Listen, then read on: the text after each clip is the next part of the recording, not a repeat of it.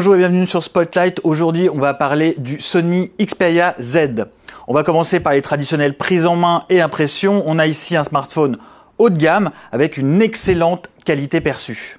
On trouve un assemblage précis, une belle finition, l'utilisation de matériaux plutôt quali, des façades avant et arrière en verre, comme ce fut le cas sur les iPhone 4 et 4S, du verre sur la tranche, une touche d'alim en alu, le design est sobre et valorisant.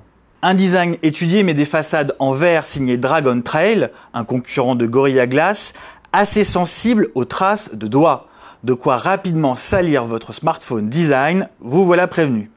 On attaque le tour du propriétaire et les connectiques. Sur les tranches, on retrouve un micro USB MHL pour faire office de sortie vidéo, un slot pour la carte mémoire micro SD venant étendre les 16 Go en interne, le slot pour la carte micro SIM, un jack audio, le tout caché par des protections étanches. Car en plus d'être plutôt design, notre Xperia Z est aussi étanche.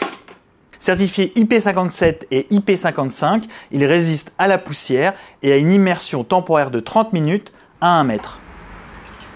Avec un très grand écran de 5 pouces, l'encombrement est assez maîtrisé, 146 grammes sur la balance contre par exemple 185 grammes pour un Lumia 920 et son 4,5 pouces, ou 137 grammes pour le BlackBerry Z10 et son 4,2 pouces.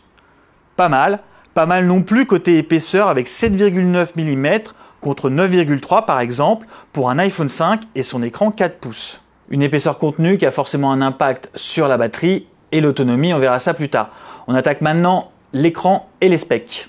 En façade, on a donc une dalle TFT de 5 pouces affichant une définition Full HD de 1080 par 1920 pixels. Ça fait une densité de pixels de 441 pixels par pouce contre 326 pour un iPhone 5 et 306 pour le Galaxy S3. On a donc un affichage très détaillé, très fin. La Full HD sur nos smartphones haut de gamme, ça sera la tendance 2013. On trouvera la même chose chez Samsung, HTC, ZTE.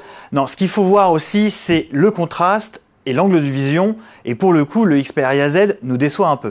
Lorsque l'on est bien en face de l'écran, pas de problème, la restitution des couleurs me semble bonne. Mais lorsque le mobile est incliné, les couleurs sont délavées ou ternes, les angles de vision ne sont pas très bons et le contraste me semble peu élevé. La luminosité est en revanche correcte. Côté performance, on a ce qui se fait de mieux actuellement chez Qualcomm avec un Snapdragon S4 quadricœur à 1,5 GHz, épaulé par 2 Go de RAM et un Adreno 320 en chipset graphique. Une solution très puissante pour une expérience remarquablement fluide et rapide. Pas de problème notamment avec les films HD ou les jeux en 3D. Une configuration de haut niveau et une compatibilité réseau assez complète.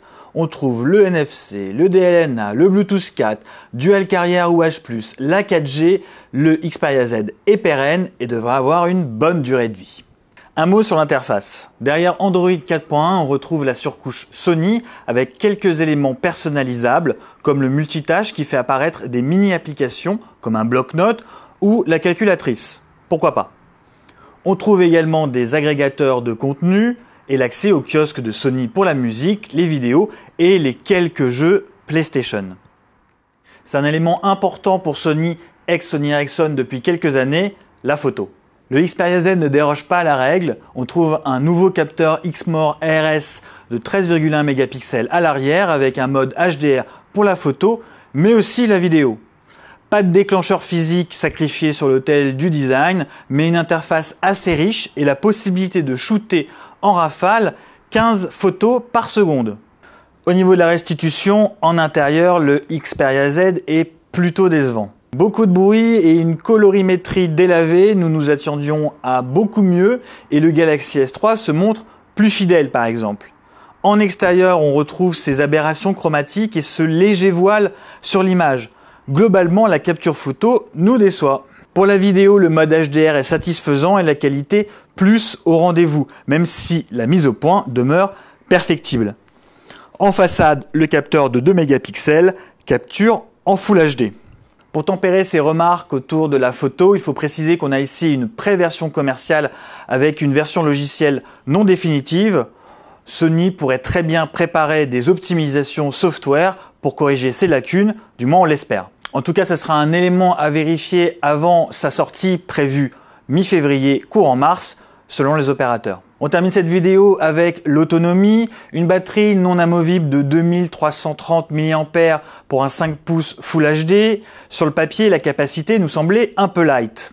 En veille et avec le mode Stamina qui coupe la data lorsque l'écran est éteint, l'Xperia Z est assez autonome et tiendra plus de 2 jours avec une utilisation très modérée. Sur un usage plus intensif, son autonomie s'établit autour des 8 heures. On s'attendait franchement à pire. L'Xperia Z m'a fait très bonne impression. Il est design, bien fini, étanche, 4G et il a une bonne configuration hardware.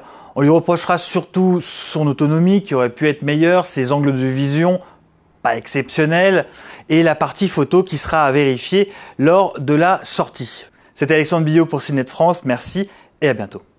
En vidéo également sur Dailymotion YouTube et en podcast iTunes. Retrouvez-nous sur Facebook /CNET France et sur Twitter @CNET France.